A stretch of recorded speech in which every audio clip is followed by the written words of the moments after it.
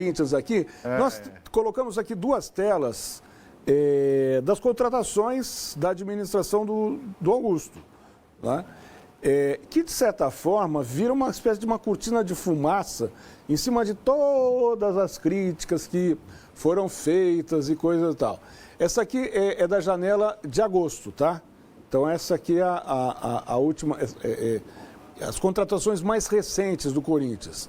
Goleiro Hugo Souza, eu acho que com relação ao goleiro, perfeito, né? Só o que classificou na Copa do Brasil com o pênalti que ele pegou já paga o empréstimo dele. Sim, foram os 500 mil reais mais bem pagos no jogo contra o Flamengo. Já tá pago. Para ter o goleiro, tá pago. Já tá pago. Consegue vencer e tal. Alex Santana, volante. Volta em novembro, depois da lesão que ele teve. Entrou muito bem no time, teve uma contusão que não foi de calendário, foi de trauma. Mas ele entrou bem no time e saiu por lesão. Outro jogador que poucos conheciam, mas que vem dando conta do recado, é o André Ramalho. É o único zagueiro do Corinthians, com todo respeito a Félix Torres, Kaká e Gustavo Henrique. O jogador que você acha lindo, o Charles, volante. A Lady Di também achava, mas quando era viva. Mas eu acho superestimado. Eu sou contra o treinador de 32 anos do futebol dinamarquês.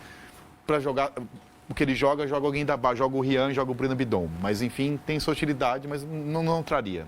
Atacante Héctor Hernandes. Não. Bom, jogou 5 minutos, saiu com uma lesão muscular contra o Flamengo. O histórico dele no Chaves, nos clubes anteriores, é uma contratação exótica. E o volante José Martínez. O Corinthians precisava de um volante de saída de bola, Ranieri não tem essa saída, o Corinthians precisa de melhorar a saída de bola. Ele é titular da seleção venezuelana. É um jogador que, apesar do pênalti bizarro que fez contra o Flamengo, melhorou o time no meio de campo, uma contratação bem feita. Thales Magno, atacante. Chegou metendo gol, já meteu 3 gols contra o Flamengo, o Bragantino. Saiu do Vasco jogando muito bem, teve problema de disciplina, de juventude, que acontece com muitos. No futebol americano jogou pouco, o futebol americano é muito diferente, mas já justificou a sua chegada com um bom início. Muito bem. Então, esses primeiros 7 já foram anunciados, Gente, já vocês assinaram. podem concordar ou discordar da minha opinião, gente. Não, eu quero ouvir a opinião dos dois também.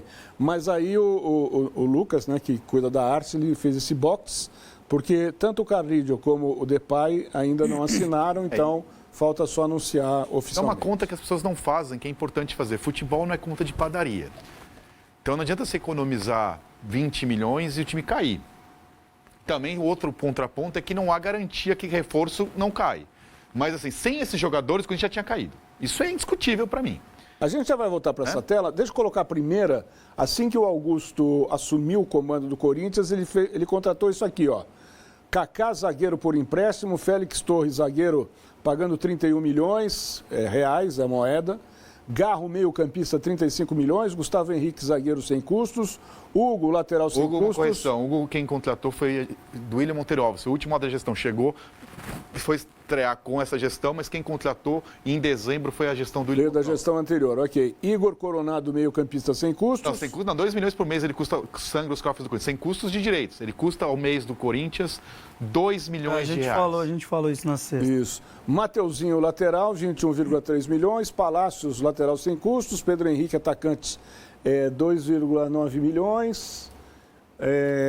Ranieri, volante, 3,3 milhões. E Pedro Raul. Então, eu queria citar Ranieri e Pedro Raul por 2 coisas que me incomodam nesse futebol que nós vivemos, termos absolutamente clubistas, que as pessoas mudam as opiniões de acordo com o time. Cada um pode pensar o que quiser, desde que seja coerente e não mude de opinião quando o time que ele ama e com o time que ele odeia. É só esse meu ponto. Então vamos lá. Sobre Ranieri, é um absurdo o Corinthians dever ao Cuiabá. Eu acho absurdo eu dever qualquer pessoa. Eu só acho que quem acha isso tem que achar um absurdo o Vasco dever o Piton e o Cuiabá dever o Walter. Porque a pessoa que tira a coisa pela cabeça para falar que o Corinthians não pagou o Ranieri e não fala nada do Vasco não pagar o Piton, para mim é só clubista. Então a regra do campeonato é essa para todos. No mundo ideal, todo mundo recebe e paga. O que não dá para a pessoa se indignar num caso, porque isso chama-se clubismo.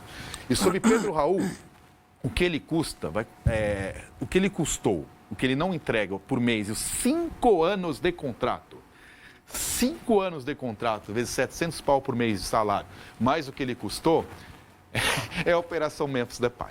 Então, assim, isso mostra que o dinheiro foi muito mal investido, né? Uma contratação no futebol não é uma ciência exata, Kaká. Você fala assim, eu vou trazer esse cara, vai dar certo, mas assim, se aumenta ou diminui a chance de dar certo. Alguém que viu o Pedro Raul jogar no Botafogo, no Vasco e leu os números dele no México, não gastaria R$5. Não 5 milhões de... Então, assim, isso é uma coisa inexplicável para mim. Não sei se vocês tiverem uma explicação, estou aqui para ouvir. Bom, desculpa, Gustavinho. Eu estava contando, são 11 dessa primeira tela e mais quantos? 7 e... São 19, no total daria 20, 18, né? 19 e 20. Com essas duas que não anunciaram, que então, vão anunciar. Então são 20 no total. Isso no total. Não, só, o Vitor falou que eu fui fazer uma continha rápida aqui de salários para o Pedro Raul. Em 5 anos de contrato, 42 milhões, mais 25. Você botou 13º? Mais, não, sem 13º. 42, mais 25 milhões de transferência, mais luvas, mais... Paga. É mais do que o Memphis Depay. E outra, é mais. No futebol não é no seu emprego que o seu cara fala assim, ó, você vai embora, eu te pago isso da multa. Tem 5 anos de contrato, se você mandar o cara, você vai ter que pagar isso do mesmo jeito. Ivan, não tem jeito. Né? Ivan, eu queria que você analisasse a qualidade no geral, mas principalmente a contratação do Depay, no momento em que o Augusto se vê pressionado pela oposição, que pede o impeachment dele. Hoje não passa, viu?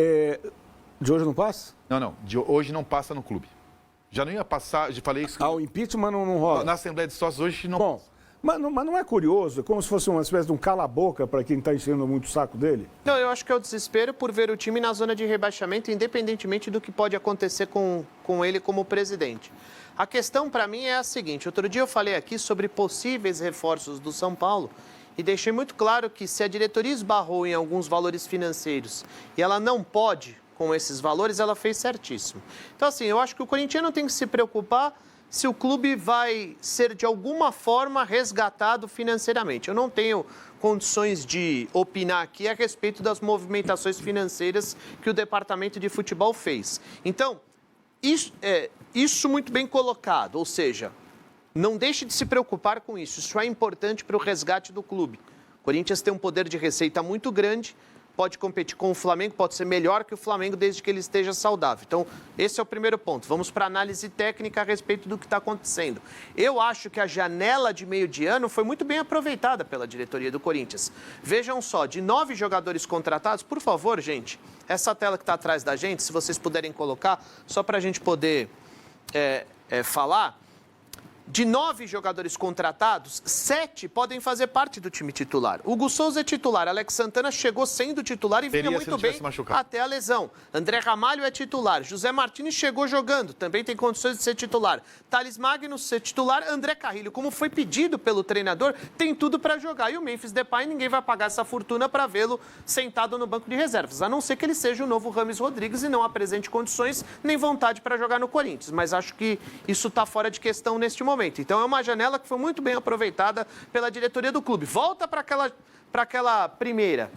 A promessa dessa diretoria era transformar o elenco do Corinthians, causar uma reformulação diante do que aconteceu nos últimos anos, sobretudo no último ano. Então vejam, desses 11, são 11, né? 1, 2, 3, 4, 5, 6, 11 jogadores, dessa janela aí, apenas 4 fazem parte do time titular hoje. Kaká Guedes, Félix Torres, Garro e Mateuzinho.